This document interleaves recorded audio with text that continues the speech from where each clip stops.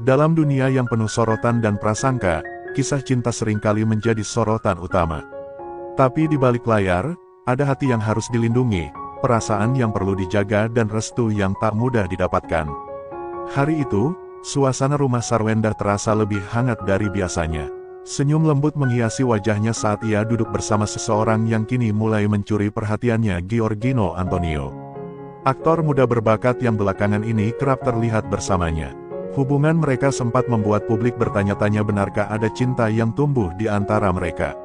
Namun yang tak banyak tahu, sebelum semuanya semakin serius, ada satu hal penting yang harus dilakukan Sarwendah. Ia tahu, tidak ada langkah yang boleh ia ambil tanpa restu dari sosok paling ia hormati, ibunya. Hari itu, Sarwendah memberanikan diri.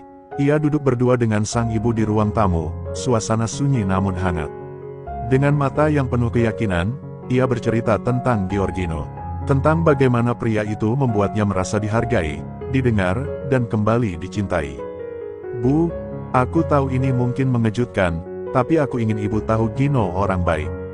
Dia hadir bukan untuk menggantikan siapapun, tapi dia membuat aku merasa hidup kembali."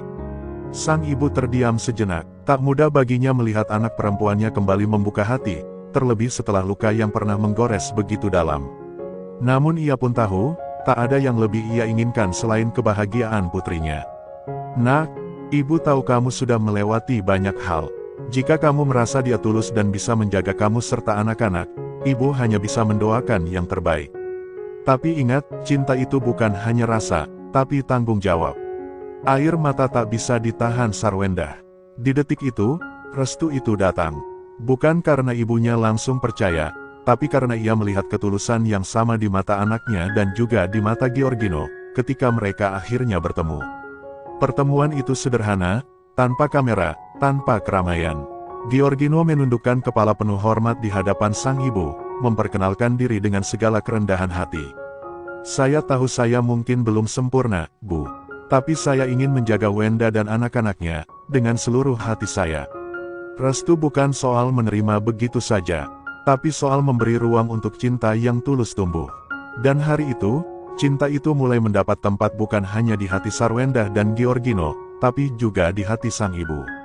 Karena dalam setiap langkah cinta, restu seorang ibu adalah doa yang tak pernah putus. Jangan lupa subscribe dan nyalakan lonceng notifikasi untuk update terbaru dunia hiburan Indonesia.